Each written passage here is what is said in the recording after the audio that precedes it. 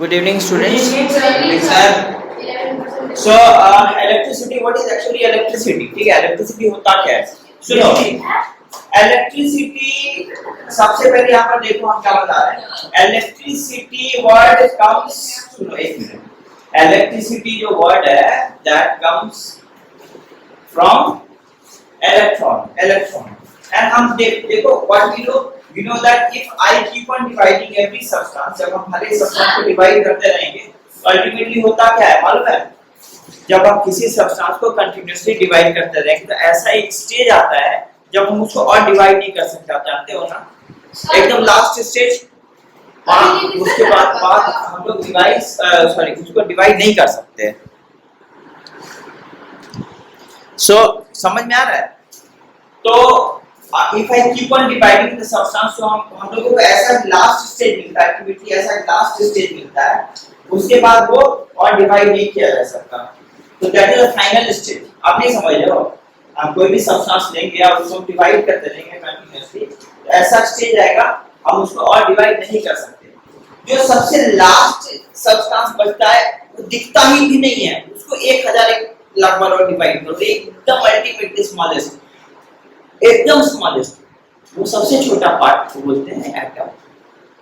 समझ में आ गया? The smallest particle of element which cannot exist in free state, cannot exist in free state but take part in chemical reaction called atom.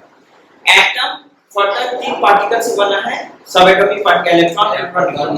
तो जितने भी ये जो इलेक्ट्रिसिटी है, तो फ्लो ऑफ चार्ज है, वो क्या है? वो फ्लो ऑफ इलेक्ट्रॉन है. This is the flow of electron और कुछ नहीं, इलेक्ट्रॉन का फ्लो है. If you touch the wire, you feel the flow of electron. Flow जो आपको लगता है वो flow of electron. समझ आ रहा है? Clear? ठीक है, समझ आ रहा है बात? तो आज का समय तो बिना इलेक्ट्रिसिटी के हम लोगों का चल नहीं सकता. चलता है क्या? एकदम थोड़ी देर के लिए इलेक्ट्रिसिटी गई, हालत खराब हो जाती है. 1-2 घंटा 4 घंटा के लिए गया तो बस उसके बाद फिर घूमने निकल जाएगा. तो प्रॉब्लम होता है ना इन समर. तो इन समर में विंटर प्रॉब्लम होता है. तो इलेक्ट्रिसिटी इज मोस्ट इंपॉर्टेंट, बहुत इंपॉर्टेंट फैक्ट आज के समय में हम लोग के सर्वाइव के लिए बहुत जरूरी है. समझे? तो electricity we know it is the flow of charge. And what is charge? Charge particle क्या होता है? चार्ज पार्टिकल यही होता है, इलेक्ट्रॉन्स होते हैं, वे चार्ज को कैरी करके लेके जाते हैं. ठीक है, बात समझ में आ रहा है? सबसे अल्टीमेटली स्मॉलेस्ट पार्टिकल तो एटम है. एटम को अपने फर्दर सब डिवाइड किया तो इलेक्ट्रॉन, प्रोटॉन, न्यूट्रॉन बना. तो इलेक्ट्रॉन जो होता है that is responsible to carry the electric current. Electron ही रिस्पांसिबल होता है इलेक्ट्रिक करंट को कैरी करके लेके जाने के लिए. Clear? So what is that? That is the flow of charge. So electricity is what? It is the flow of charge. Charge का flow होता है. ठीक है? हमने एटम जो बताया आप लोगों को क्लियर है? What is atom? एटम समझ में आ गया आप लोगों को? क्या एटम क्या होता है? तो यानी अगर हम एक कंडक्टर ले लें, if I take a conductor, देखो ये कंडक्टर है ना, कोई भी सब्सटेंस एटम से बना होता है. अगर हम वायर ले लें तो वायर में कितने करोड़ों इससे ज्यादा एटम्स होंगे उसके सर्किट में, छोटे कई सारे एटम. हम उसको समझने के लिए थोड़ा बड़ा बना लेते हैं ना. This is the atom. समझ में आ रहा है? Clear? This is the atom. बहुत सारे यहाँ पर भी होंगे, यहाँ पर भी सब जगह एटम, मतलब एटम से ही बना होता है. अब जब एटम होंगे तो ऑब्वियसली उसमें इलेक्ट्रॉन्स भी होंगे. ठीक है, उसमें 4 पार्टिकल भी होंगे, इलेक्ट्रॉन्स भी, बहुत सारे इलेक्ट्रॉन्स. समझ में आ रहा है? लेकिन आपको क्या लगता है इलेक्ट्रॉन ऐसे ही यहाँ से यहाँ जंप कर जाएगा? समझ में आ रहा है? समझ में? इलेक्ट्रॉन को हम लोग को पुश करना पड़ता है, धक्का देना पड़ता है. अब हम लोग तो देंगे नहीं, हम वायर तो हम पकड़ के इलेक्ट्रॉन को धक्का नहीं देंगे चार्ज फ्लो कराने के लिए. तो देता वो एनर्जी, वो धक्का देने के लिए पोटेंशियल डिफरेंस कौन प्रोवाइड करता है? Battery provide, cell provide. समझ में आता है? जिसमें 2 टर्मिनल, कभी भी सेल लोगे ना तो देखो 2 टर्मिनल होता है. दिखा रहे जो सेल जो लोगे उसमें हमेशा 2 टर्मिनल होता है, पॉजिटिव टर्मिनल देखना, एक नेगेटिव टर्मिनल. समझ में आ रहा है? पॉजिटिव टर्मिनल से क्या होता है? इलेक्ट्रॉन जो होता है नेगेटिव टर्मिनल हाई इलेक्ट्रॉन होता है. तो जब ये डिफरेंस हो गया इलेक्ट्रॉन का, तो समझ में आ रहा है, जब हम इसको वायर से कनेक्ट करेंगे एक जगह हाई इलेक्ट्रॉन टेबल में एक धक्का लगेगा, पुश करिए होगा, तो धक्के की वजह से इसका इलेक्ट्रॉन जंप करेगा, जो उसकी वजह से क्या होता है, इलेक्ट्रिसिटी फ्लो होता है। समझ में आ रहा है? तो अगर हम सबसे पहले लिखेंगे एटम, तो एटम ही तो स्मॉलेस्ट पार्टिकल होता है सब्सटेंस का, ठीक है? क्लियर? आज का हमारा टॉपिक क्या था? आज का हमारा टॉपिक है electricity.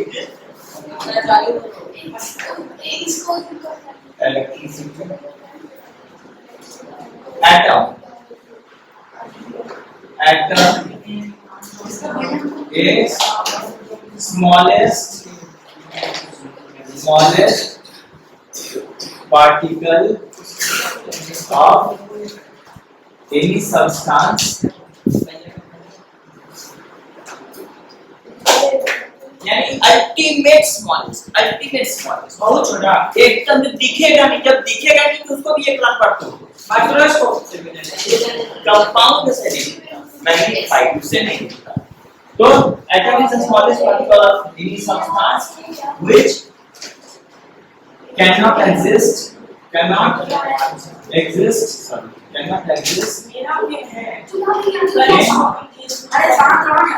free state, but takes part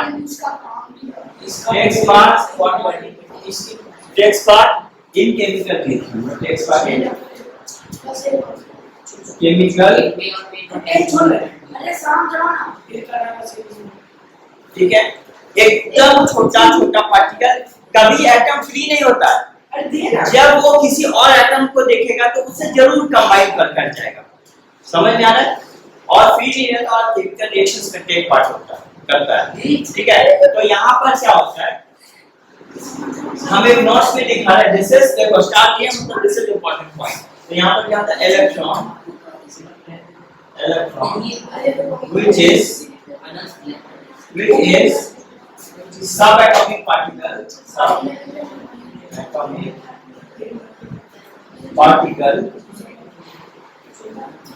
are responsible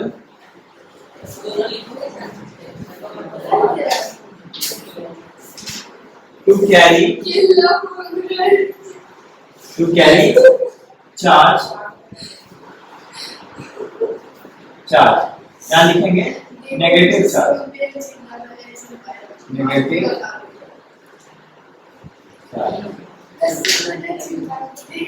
electron होता है सब एटॉमिक पार्टिकल होता है, वही चार्ज को कैरी करके लेके जाता है। कौन सा चार्ज? Negative charge. समझ में आ गया? ठीक है? स्टेट के बाद क्या लिखेंगे? स्टेट के बाद कहाँ हुआ है? But clear and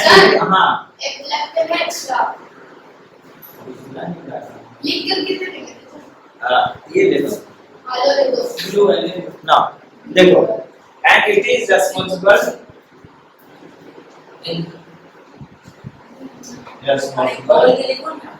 for electricity, electric charge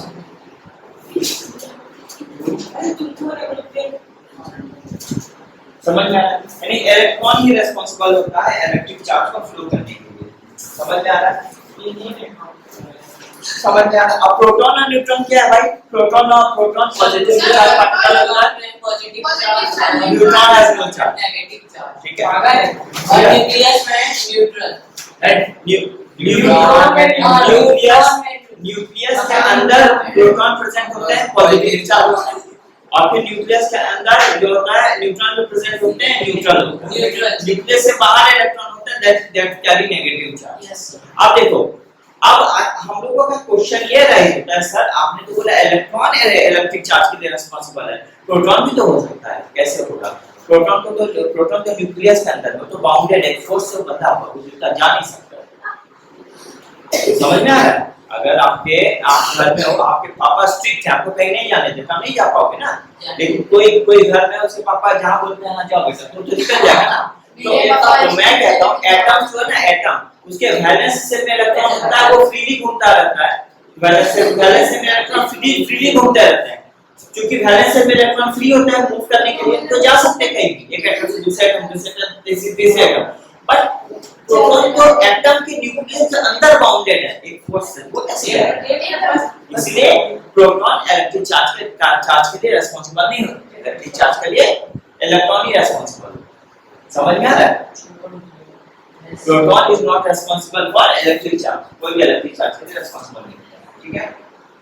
तो इलेक्ट्रिकल एनर्जी एक एनर्जी का फॉर्म है that arises due to the motion of to के बाद क्या लिखें? हां, responsible to for responsible for नहीं रिस्पांसिबल टू व्हिच के तो नीचे carry CR carry,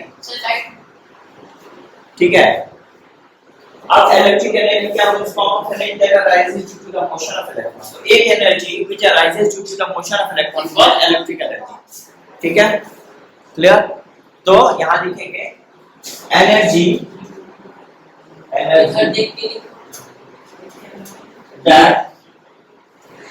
that arises, energy that produces due to motion of electron called electrical energy,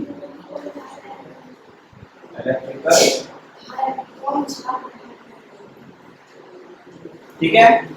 उसको हम लोग क्या बोलते हैं? इलेक्ट्रिकल एनर्जी, जो मोशन के लिए रिस्पांसिबल होते हैं। एनर्जी जो इलेक्ट्रॉन के मोशन के लिए रिस्पांसिबल होते हैं उसको हम लोग क्या बोलेंगे? Electrical energy. अगर इलेक्ट्रॉन का मोशन नहीं होगा तो इलेक्ट्रिकल एनर्जी प्रोड्यूस नहीं होगी। इलेक्ट्रॉन का अगर मोशन नहीं होगा तो इलेक्ट्रिकल एनर्जी प्रोड्यूस कैसे होगी? नहीं समझे? तो इलेक्ट्रॉन जब मोशन करेगा देन हम बोलेंगे in that stage the energy in the wire has electrical energy. जब इलेक्ट्रॉन ही फ्लो करेगा तो करंट नहीं लगेगा, तो no electrical energy. Electron flow करेगा तो you will feel shock, then in that case the energy of that body in that wire has what electrical energy. Clear? अब इसके बाद आते हैं इलेक्ट्रिक करंट क्या होता है, ठीक है? बिजली, ठीक है? क्लियर? तो बिजली क्या होती है? उसमें छिपा का आंसर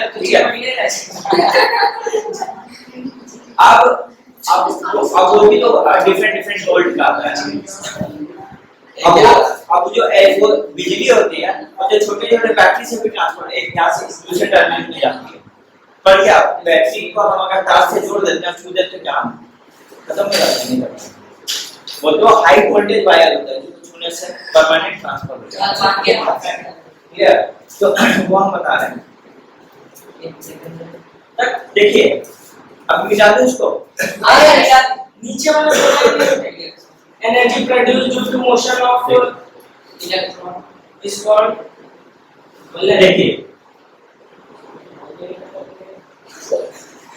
देखिए अब हम आपको एक चीज कंसेप्ट बता, आपने तो लिखा, अभी तो आपने लिखा, आप कुछ समझ भी लो। देखो देखिए, एक ये हर वायर में ऐसा एक एटम होता है जो कि हम लोगों को नहीं दिखता, बट यहाँ मैं समझाने के लिए थोड़ा सा बड़ा बना हुआ है।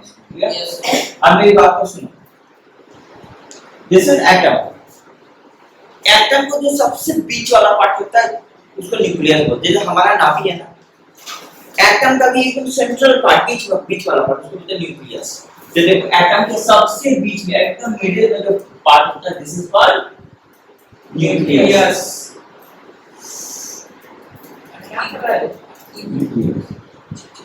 समझ में आ रहा है? अब एक बात को सुनिए, न्यूक्लियस के बाहर बहुत सारे रास्ते होते हैं ऐसे। ये पाथ हुआ, ये पाथ हुआ, ये बात हुआ, कई सारे रास्ते होते हैं न्यूक्लियस के बाहर। समझ में आ रहा है? इस रास्ते को बोलते हैं हम लोग सेल या एन।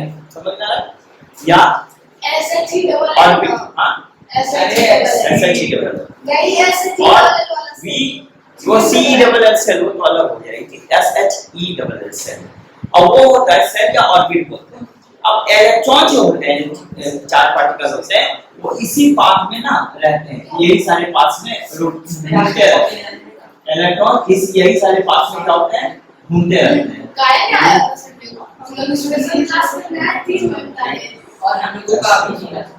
आप देख रहे हो मैंने एक डॉट दिया है थोड़ा सा, तो ये सारे इलेक्ट्रॉन जिस पाथ में घूमते हैं, तो इलेक्ट्रॉन क्या होता है उस पाथ में, बाहर वाले पाथ में, और जो इलेक्ट्रॉन जितने आउटर पाथ में होंगे वो उतना फ्री होगा, याद रखना। और वही इलेक्ट्रिसिटी के लिए रिस्पांसिबल होगा, सारे नहीं। जो एकदम वैलेंस सेल में जैसे आउटर मोस्ट सेल में इलेक्ट्रॉन होंगे वही फ्री होंगे मूव करने के लिए, and that is responsible, that electron is responsible to carry negative charge, यानी कि इलेक्ट्रॉन। आपको समझ में आ रहा है मैं क्या बोल रहा हूं? अब मेरी बात को ध्यान से सुनो। तो इलेक्ट्रिक चार्ज के लिए, इलेक्ट्रिसिटी के फ्लो के लिए कौन रिस्पांसिबल है? ये इलेक्ट्रॉन। अब मेरी बात को सुनो, न्यूक्लियस के अंदर बहुत सारे पार्टिकल होते हैं जिसको प्रोटॉन बोलेंगे, और यहाँ पर न्यूट्रॉन बोलेंगे, यानी प्रोटॉन और न्यूट्रॉन का घर जो है वो न्यूक्लियस है, कई सारे प्रोटॉन और न्यूट्रॉन होते हैं। लेकिन पता है न्यूक्लियस का वो फ्री स्टेट में नहीं होता, न्यूक्लियस को बाउंडेड होता है, बंधे होते हैं एक फोर्स से, जिसको हम लोग न्यूक्लियर फोर्स बोलते हैं। वो फोर्स क्या होता है? इस प्रोटॉन और न्यूट्रॉन को बाउंड करके रखता है, समझ में आ गया? और चूंकि ये बाउंड करके रखा हुआ है, तो कैसे प्रोटॉन मूव कर सकता है? ये बाउंडेड है। तो प्रोटॉन पॉजिटिव चार्ज होते हुए भी इलेक्ट्रिसिटी के फ्लो के लिए रिस्पांसिबल नहीं हो पाता। बात समझे? प्रोटॉन पॉजिटिवली चार्ज होते हुए भी इलेक्ट्रिसिटी के फ्लो के लिए रिस्पांसिबल नहीं हो पाता है। तो भैया कौन होगा? ये फ्री इलेक्ट्रॉन होंगे, समझे?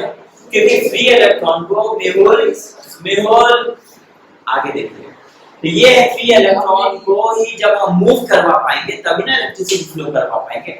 और ये फ्री इलेक्ट्रॉन ऐसे मूव नहीं करता, उसका धक्का देना पड़ेगा, और धक्का देने के लिए एनर्जी को ताकत कौन देगा? वो बैटरी देता है। समझ में आ रहा है? इसलिए तो बैटरी लगाने से करंट फ्लो होता है ना, जिससे डिवाइस फ्लो करती है। समझ में आ रहा है? That gives a force push to flow this electron, to jump this electron to next atom. ऐसा एक एटम नहीं होता है, ऐसे लाखों अरबों एटम होते हैं। तो उस मेटल से जो वैलेंस इलेक्ट्रॉन होंगे वो दूसरे मेटल के एटम में जंप करेगा ना, समझे? ऐसे तो बहुत सारे एटम्स होंगे, यहाँ भी होंगे, तो ये इलेक्ट्रॉन का valence electron will jump to this atom, again this electron will jump to this atom. समझ में आ रहा है? ऐसे थोड़ी करेंगे, ऐसे मूव करेंगे ना इसको, तो ऐसे थोड़ी करेंगे, एक पुश देना होगा। समझ में आ रहा है? या इलेक्ट्रॉन निकालना होगा, समझ में आ रहा है? तो वो कौन करता है? वो बैटरी करता है, यानी बैटरी क्या होता है? वही एनर्जी देता है, फ्लो देता है। और वो कैसे होता है बोलो तो? एक जगह हम लोग नेगेटिव ज्यादा एज रखते हैं, एक जगह पॉजिटिव से जोड़ते हैं। ऐसे बैटरी को जोड़ते हैं ना, मान लो ये आपका क्या है? ये कंडक्टर है जिसमें बहुत सारे एटम्स हैं। तो हम लोग क्या करते हैं? एक एंड को बैटरी के पॉजिटिव से जोड़ देते हैं और एक एंड को बैटरी के नेगेटिव से जोड़ देते हैं, तभी ना फ्लो करता है। तो नेगेटिव एंड में क्या? वही इलेक्ट्रॉन डेंसिटी हाई होगी, पॉजिटिव एंड में कम। जब इसमें इलेक्ट्रॉन ज्यादा, इसमें कम, तो ऑब्वियसली फ्लो करना शुरू करेगा, समझ में आ रहा है? ये एंड में ज्यादा है ना, ठीक है? तो इसीलिए जब हम किसी वायर को सेल से जोड़ते हैं, देन इलेक्ट्रॉन स्टार्ट्स, ठीक है? ओके, अब उसी इलेक्ट्रॉन, समझ में आ गया? देखिए ज्यादा है तो ज्यादा, और इधर का है तो रास्ता होगा इधर से फ्लो करने का, इधर से फ्लो करने का, ठीक है? इधर से फ्लो करने का रास्ता होगा, क्लियर? अब मेरी बात को सुनो। So this is how electron carry electric current. Proton is not responsible, because proton is bounded inside the nucleus, and it is bounded by strong force of attraction inside the nucleus, and that force is called nuclear force. समझ में आ रहा है? And the force between this electron and the proton inside the nucleus is called electrostatic force, which holds the electron. लेकिन जैसे जैसे electrons की दूरी बढ़ेगी उतना इलेक्ट्रोस्टैटिक फोर्स भी बढ़ता जाएगा, और लास्ट में जो सबसे दूर में जो इलेक्ट्रॉन होगी वो तो बोले भाई हम तो फ्री हैं, तुम लोग बंधे रहो ना नजदीक में, न्यूक्लियस को पकड़ के रखेगा, हम तो दूर में, इनको उतना पैटर्न से थोड़ी बंधा हुआ है, तो हल्का भी एनर्जी देगा जंप कर जाएगा। I very much this sense. अब ये हुआ। अब हम बताएंगे इलेक्ट्रिक करंट का डेफिनेशन क्या होता है, व्हाट इज इलेक्ट्रिक करंट का डेफिनेशन क्या होगा। अच्छा, तो continue in the next class students, ठीक है? अच्छा, आज मैंने आप लोगों को जो बताया ये करेंगे कंफ्यूजन नहीं है, कोई प्रॉब्लम, ठीक है? ये लोग सुनाना था मैंने, हां ये मैं पूरा समझ रहा हूं। ये समझ गया। ये चारों इलेक्ट्रॉन सर हमसे पूछिए कुछ भी। हमको ये बताओ why proton is not responsible for electric current? Because it has negative charge. Proton क्यों नहीं responsible होता? इलेक्ट्रॉन से ही हम लोग क्यों बोलते हैं इलेक्ट्रिक करंट का फ्लो होता है, प्रोटॉन क्यों नहीं? क्योंकि प्रोटॉन क्या बोला आपने? प्रोटॉन क्यों नहीं फ्लो करता है इलेक्ट्रिक करंट के लिए? सर स्टेट का नाम दीजिए। स्टेट का स्टेट जो करेगा उसका नाम और सर ठीक है, thank you. Thank you sir. सीधा तो check करें। State state